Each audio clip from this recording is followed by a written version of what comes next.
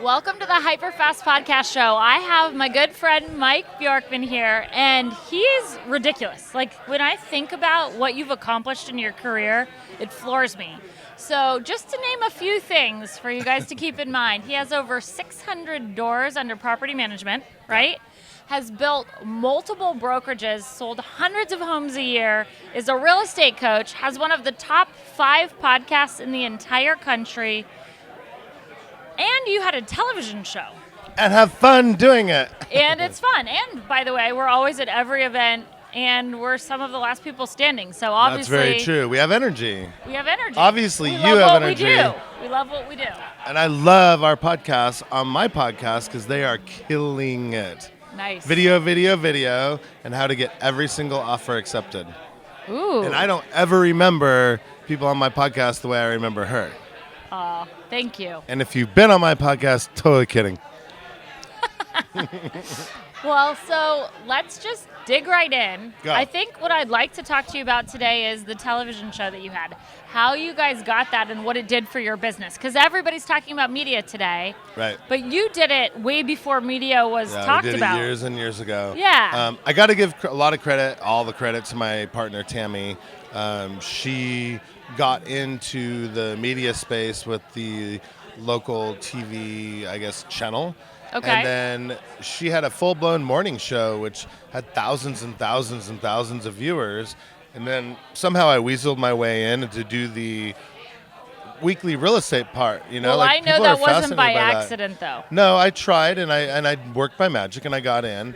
And then eventually when her co-host quit, I weaseled into that position as her actual co-host, which eventually had us being partners. But during those years of our reign on the TV show, we actually became more famous, if you will. Like I've always had a big name, and I feel like realtors are watching this, so it's okay. I don't want to sound braggy, but No, I was honest. a legend in our industry, in our town. But it's funny how when you have a TV show, they're like, "You're that?" I'm all realtor. They're like, "No, TV show guy." I'm like, That's when it clicked, and that's when I knew social media and media was everything in our business. So that's why we try to be in front of everybody at all times. And it kind of sucks that we stopped doing it, but it was kind of in the way of our future. And but there's only so much time in the day, yeah, so deciding how to spend it is tough. I guess what I would say is if you're not having a lot of fun doing it, don't doing it. I always tell my coaching clients, I say, look, if you don't love it, stop doing it.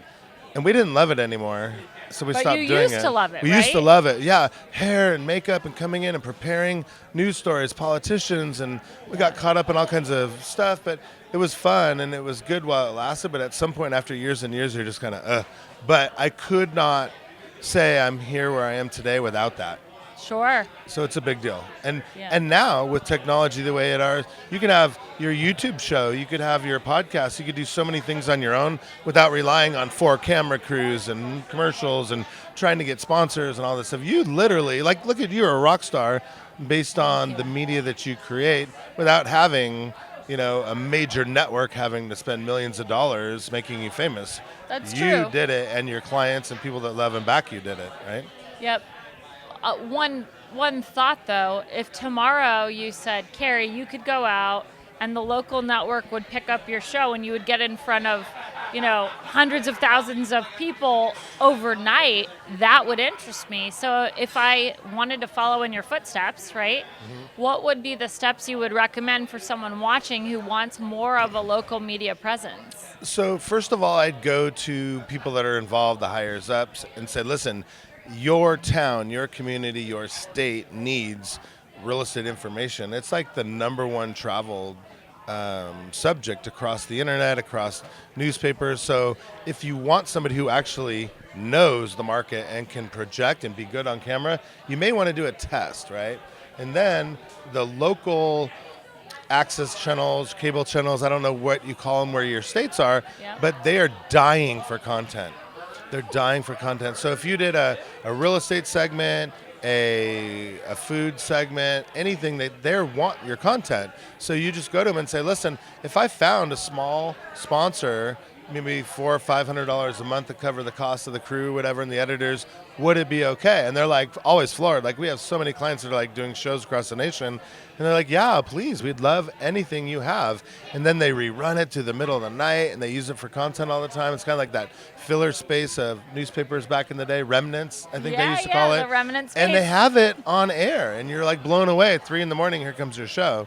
Yeah. So I would just get in touch with them because nobody else does it. They don't know how, or they're afraid, and just say, look, I'm the best at my industry.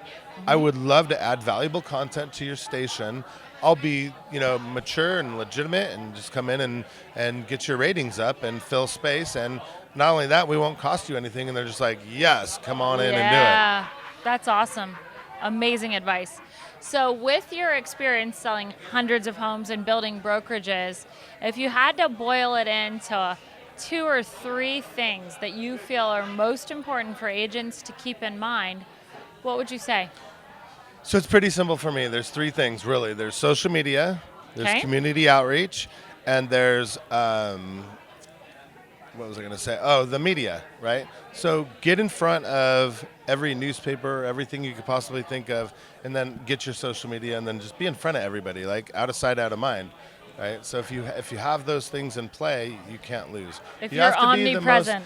Thank you. That's the word I was looking for. Omnipresence. You have to be in front of everybody, and branding is everything. You have to have a brand. Your team has to have a brand, and when people meet you, they need to go, yes, I know who that is.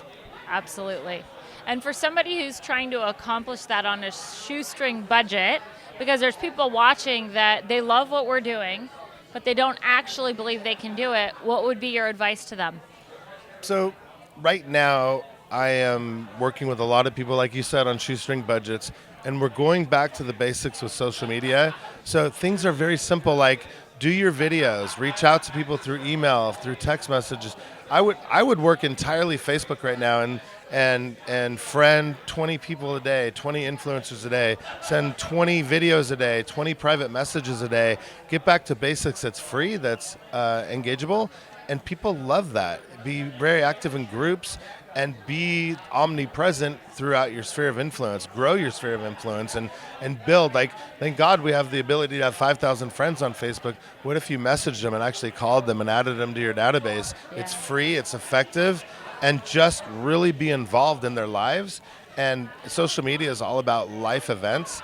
And Sure. if you acknowledge and praise them for their life events, whether it's promotions, little Billy broken arm, whatever, people are like, oh my God, Mike Bjorkman cares that little Billy broke an arm, or that I got a promotion, or my mom passed away, or my dog passed away, and 2 weeks later actually got a card in the mail. And yeah, it's huge. Those are the free but most effective, efficient way of prospecting.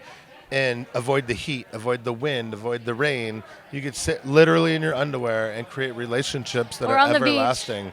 The beach. Yeah. Or by the pool like we do. Yes. And do amazing things. And everybody loves engagement, especially if it's authentic, right?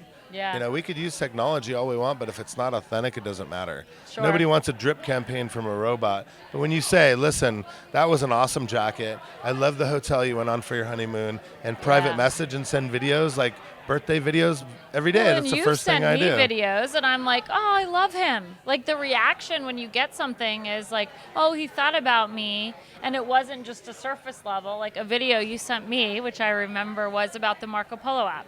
That's right. right. You said, hey, this technology really changed the way my team communicates, and I thought about you. And I'm like, oh, I love him. The dynamic of your team, yeah. So it's little things, little tidbits, and to remind me about I authentically care about you, so I want to engage with you. I want to have a relationship with you, and I feel not to sound pervy, but it worked, right? Like I totally text you worked. now, and you text me back immediately. Even when you're in San Diego when I thought you were back east at 9, it was really 6 in the morning. Yeah, I'm like, hey. But those are the types of things. Little things make a difference, and obviously our podcast has a lot of it, and our YouTube channel has a lot of it. You can't say it all in a 5-minute video, but sure. Legit, there's a lot of training and a lot of content there because I love coaching, leading, and training agents better than their current situation. Yeah, improving their lives, which you're passionate about. So I if people hate wanna when people have to go through the pain and misery that I went through. I want everybody to bypass. and go straight to the top, and that's what we specialize in. Amazing. If people want to reach out to you, where can they find you? Facebook, Mike Bjorkman. It's super simple. There's only a few of us, and I pop up first and just engage, start messaging, and I always check my messages personally. And if you want to get really crazy, find me on Marco Polo. That's how I reply instantly. Awesome. Well, thank you so much for being Thanks for here having today. me. And you guys, thanks for joining us. Give us some love, like and comment below, and share this with someone you think it can help. See you soon.